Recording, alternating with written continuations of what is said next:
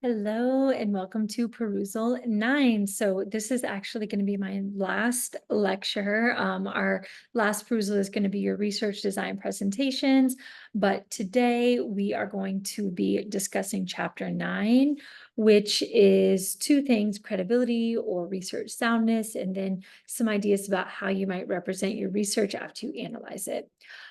So for our question of the day, since we are reaching the end of the term, what are your updates? What is new?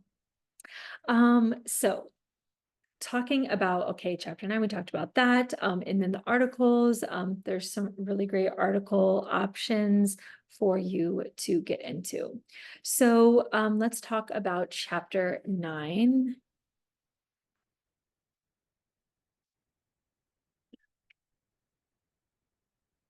Oh, okay, great. But how do I go full screen? Okay.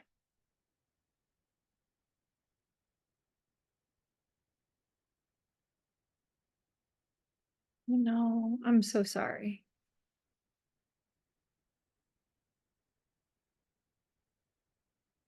I know why, because I put that as a link.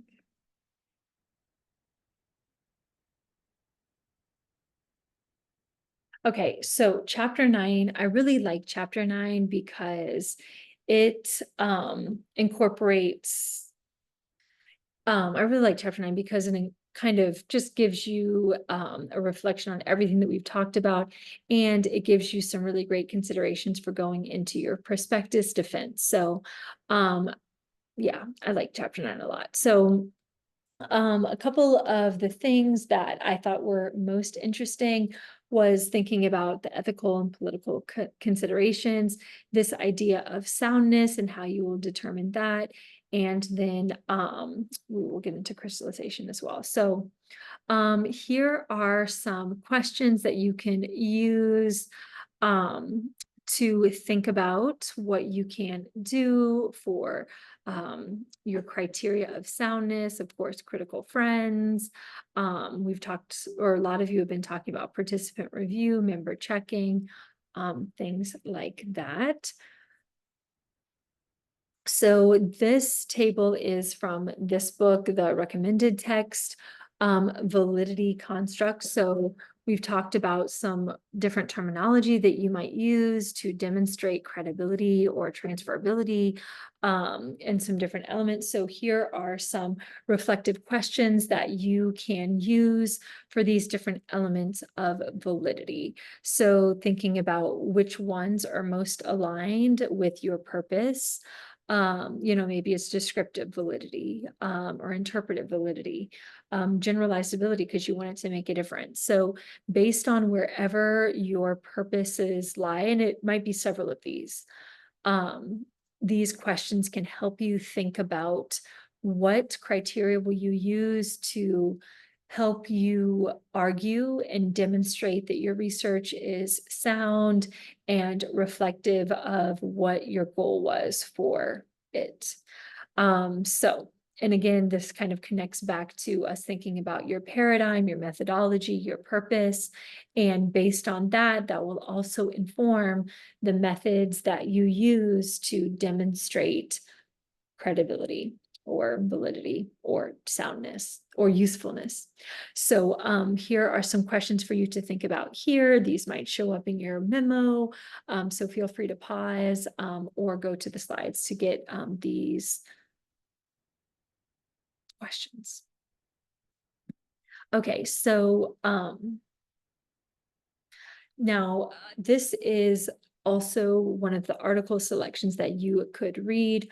So this is another framework for demonstrating soundness of educational research. So this is the 8 big tent criteria for excellent qualitative research.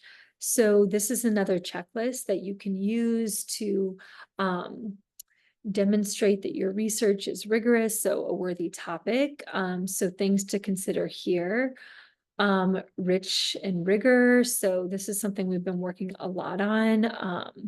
Your data collection, your analysis, the context, your sampling methods, date and time when you did it. And I think a lot of you have planned data collection that is very rigorous in terms of how long you'll be in the field or working with participants. Sincerity, that's a really useful, I think, way to think about it. And then I like how too, when thinking about being sincere, is the self-reflexivity coming up here throughout, being actively moving through. And then, oh, this is so good too. Transparency about methods and challenges. So this is something that will come up in your final dissertation, in your proposal. You're proposing what you will do, but challenges are not guaranteed, but very, very likely. So that's great to include a discussion of those. And some of you have already, one challenge is even just negotiating the scope of your study. So that's a challenge, and being the more transparent you can be about that, the more sincere it is, which actually demonstrates to the quality, credibility. So here you can see these methods here. So I think a lot of times when we think about the criteria, we only think here credibility, and these are important, but you can see when you put them within the context, this is just one aspect. Of course, these are things that you have learned since Qual 1, thick description, triangulation or crystallization. You're going to read the primary source today, so you'll get that. Multivocality, so having different participant voices coming through, member reflections. Resonance, how does it reflect or influence or move the reader? I love that. And this is something too that we're going to think about in this chapter. How will you represent the data or your interpretations in a way that resonates with your readers, that moves them? The aesthetics of it, and that's the beauty of qualitative research, is there's so many creative ways to represent the insights that you've gathered from participants that can really resonate or move your readers, or even participants themselves if they are your audience. Significant contribution. Again, we talked about this, I think, the first day. There's so many different elements of a contribution. And based on your methodology, contributing to the researcher could be significant. Autoethnography is a valid genre. So it doesn't have to necessarily be significant for millions of people, but if it's significant for a person or beyond, I think that's significant. So here's some things to think about that morally. I think that a lot of you fall here methodologically. So, oh, no, oops, some things here. And then of course, ethical. So that is definitely something that is essential for quality research. Thinking about, and I know that you got a chance to read some articles in the previous perusal about that, those relational ethics and how you will handle the information that you get from participants and deal with that. Meaningful coherence. Does it achieve what it purports to be about? Uses methods and procedures that fit its stated goal. And interconnects literature, research questions, foci, findings, and interpretations. So your conceptual framework. So yes, I hope that this means to you what it does to me, because I just see all of your work that we have gone through and so many different things that we've talked about. And you should feel really confident about your proposals and how they are taking shape to reach this bar of excellent research. So this is another kind of table to think about it, particularly when thinking about validity. 5 overarching purposes that are most common. So here you can see what the purpose might be. And these are kind of like 5 big umbrellas. So you might be an offshoot of one of these. Truth seeking, what is the correct answer? maybe thick description. How do people understand it? Developmental. How does an organization change over time? A personal essay. What is the researcher's personal interpretation or praxis or social or more so critical? How can we learn and change? And so I love this. Validity is a process. So based on your purpose, and this is connecting back to what I mentioned in the last perusal, for your rationale, your process needs to reflect that in terms of how you will interact with participants. And then here is a suggested major validity criteria based on your purpose. So if truth seeking is your purpose, you're taking on a more neutral stance. You are trying to use qualitative research to identify something that is happening or occurring or true. You'll use that progressive induction, something a bit more structured and a bit more traditional when it comes to validity. Those member checks is more so technical. So asking your participants, is this transcript correct? Or is this correct? Triangulation, do these varying data points reflect each other? Oh no, okay, let me hurry before my computer dies. And then if you are in the practice, more critical research, member checking as reflexive. So not just saying, okay, is this true? Like co-constructing meaning, reflecting it within the greater power structures that you are critiquing, critical reflexivity about yourself, about how you are impacting the data, and redefinition of the status quo. So this is, I think, very helpful too. Some great things to think about. Another component is achieving design complexity. In chapter 9, thinking about that as well, and just excellent research rigor. So here are some questions. This is again from the recommended text, just about some questions that you can go through to make sure that your research design, not only is it coherent, is it aligning, is this thread tying through, do you have a strong rationale, but is there adequate complexity to address the research questions and goals that you've stated? So here are some questions to guide you here. Like the sequence of your data collection. And this is something a lot of you have been thinking through as you write and rewrite. Okay, should I do this part first? Maybe I could do this, to think about that. So, the kind of questions, thinking about the kind of data that you'll need to address the question. Do you have enough and appropriate data sources, and the quality and the depth of those data sources? Okay, so as far as the articles that we are going to read in regards to this, so crystallization, I do want you to read that. So you'll have that. And then there are several others that you can choose from.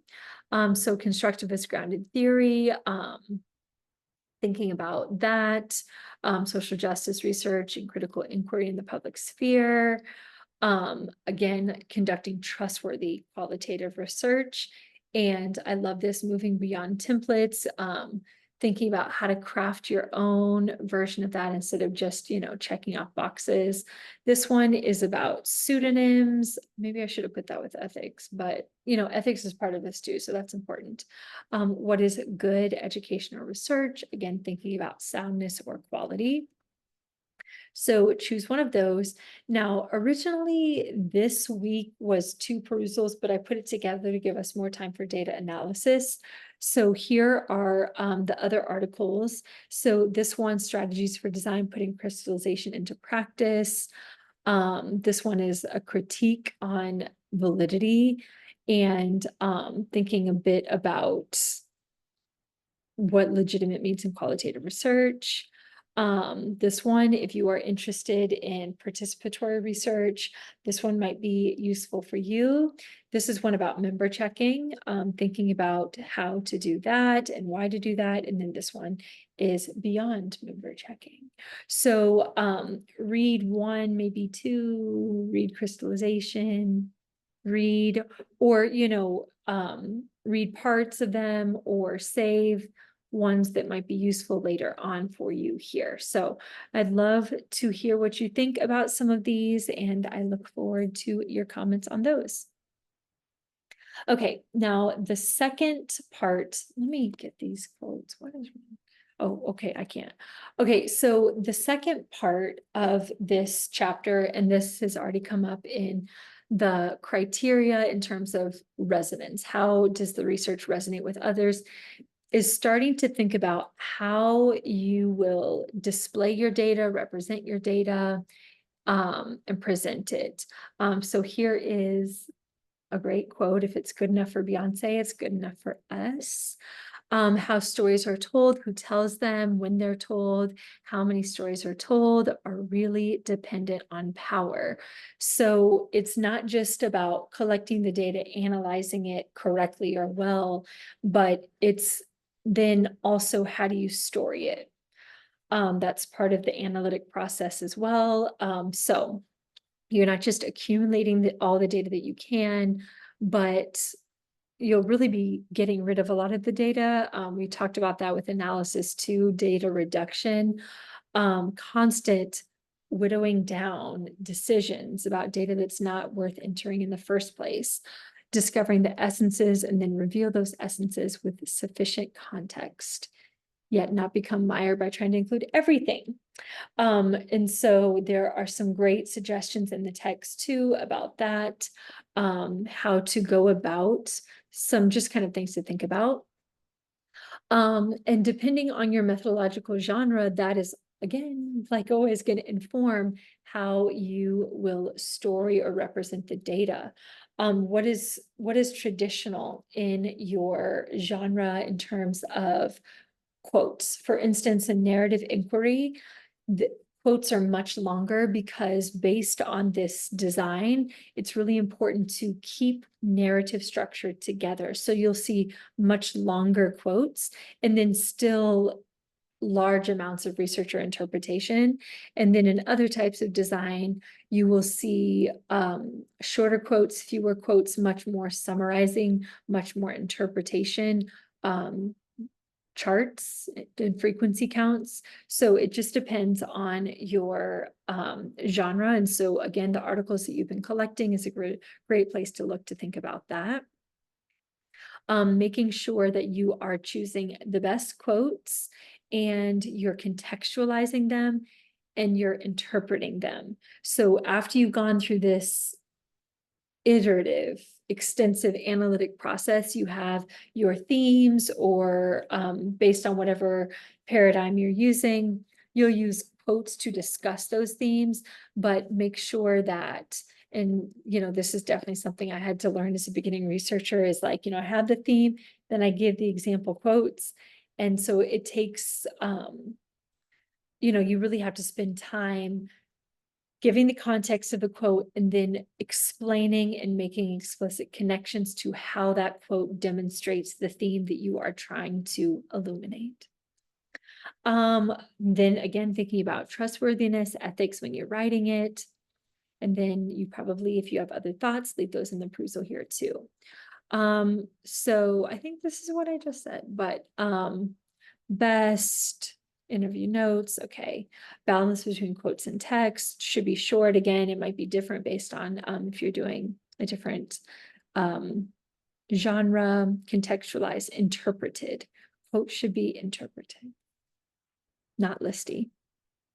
So here are some orienting questions for you to think about. And this is something we'll be memoing about as well. So you might want to come back to these questions, to give you some inspiration and some ideas about how you're representing, or how you will represent. Of course, I know you haven't collected data or analyzed it, but just to get you starting to think about this, because this is part of the design as well, and then part of your final project, and it's really the fun part.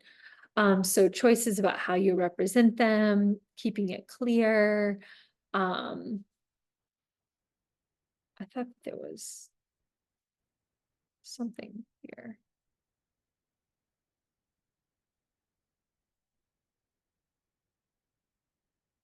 Okay. So,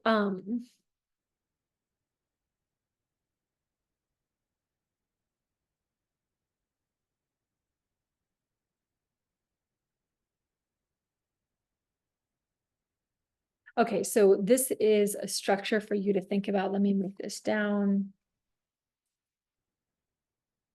So this is a framework for you to think about when you are structuring your results. So these are the types of these are the types of description and interpretation that you will include, like particular description, describing the setting, statements, general description to discuss the themes, and then your interpretive commentary. Most important, most challenging, where you make sense with the connections and broader arguments that you're making, because your result sections are arguments as well. So balance between description, analysis, slash interpretive commentary, interpretation. So I didn't make this an assigned reading, but I would say scroll through it just to be inspired. So this is chapter 24 from the Gerbage book that we read about. The whole book is about qualitative analysis. And so this is writing up an innovative data display options. So as you can see, so many different creative options to represent your data. Again, it might not be appropriate for your genre, but it is something to look at. Drama, poetry, narratives. And so I did put it in the perusal. So I do suggest that you just scroll through to see, because a lot of them are very visual too. So you can scroll through and see some of those.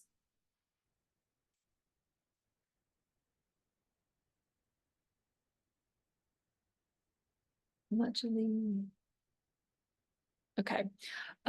So you can see examples, lots of visuals, tables, pastiche.